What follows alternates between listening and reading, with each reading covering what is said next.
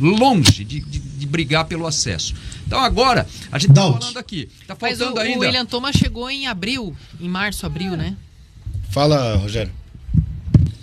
Dalk, desculpa, mas nessa questão do William Thomas, eu vou discordar um pouco de você em relação a essa reprovação de boa parte da torcida do Coritiba em relação ao trabalho dele. Porque o William Thomas, como a Jana vinha falando, ele chega no Coritiba ali no mês de março, já para uma segunda janela, que era a janela dos campeonatos estaduais, e logo no seu discurso de apresentação, ele mesmo promete ao torcedor que o Coritiba contrataria jogadores para 3 ou 4 posições. O Coritiba se reforçaria já visando a Série B ali em 3, 4 posições. O que aconteceu na realidade é que o Coxa trouxe 2 jogadores, um de 21, outro de 22 anos, jogadores esses que nunca haviam atuado por nenhuma série do Campeonato Brasileiro, seja a Série B, Série C ou até Série D, apenas em jogos de campeonatos estaduais durante a sua carreira. E a verdade também, a gente tem que ser claro para o torcedor nesse momento,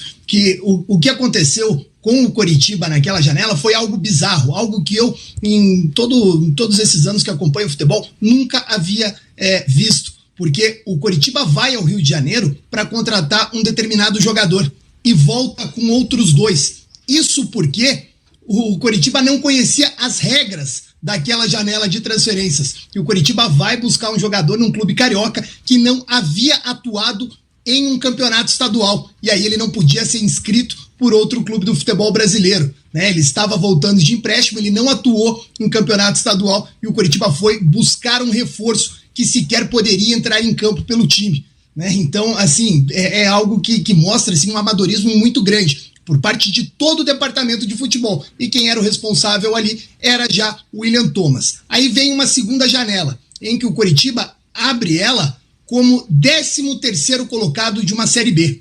E o que acontece? A mesma promessa que o William Thomas havia feito e falado que já estava mapeando o mercado, visando a próxima janela, e que o Coritiba se reforçaria já desde o início da janela, que queria ali na abertura da inscrição já ter jogadores prontos, o Coxa é o segundo, na verdade o 19º time a se reforçar. Ele só não trouxe depois do Brusque. O Brusque foi o último. Mas de todos os 20 clubes da Série B, naquela janela de transferências, o Coxa foi o que menos se reforçou. Então, assim, em questão de contratação, desde a chegada do William Thomas, ele ficou devendo bastante. E ele chega com uma das suas funções exatamente essa questão do mercado, porque ele é um profissional que tem essas características. Ele, em outros clubes, ele fez parte e chefiou departamentos de scout, de análise de mercado, e aí ele realmente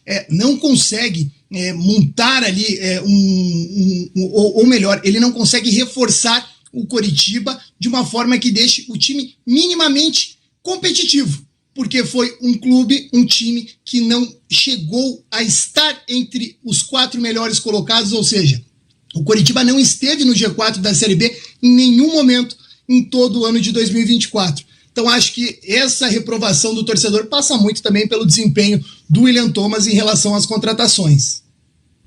Mas as contratações elas foram feitas depois. Trouxe Josué, trouxe Brumado, trouxe jogadores que acertaram o time do Coritiba no geral. Então assim, eu acho que também não é, me desculpa, mas não é uma ciência exata. Eu quero esse jogador, vou contratar. Não funciona assim. Não funciona desse jeito, né? Você pode mapear o mercado inteiro. Se o cara não quiser vir, ele não vai vir. Se o clube dele não quiser liberar, não vai liberar. E eu repito o que eu falei, que eu sigo na mesma ideia.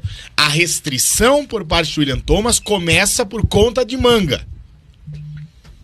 Você, Rogério, você pode falar tudo isso e eu concordo com a maior parte do que você falou, né? Em questão de contratação, deixou a desejar, não tenho dúvida nenhuma. Essa janela pós-estadual foi muito ruim mesmo, só que a restrição manga fez com que o William Thomas fosse mais odiado pelo torcedor nesse caso. Então, assim, eu acho que para aquela janela do estadual ele chegou meio em cima, né?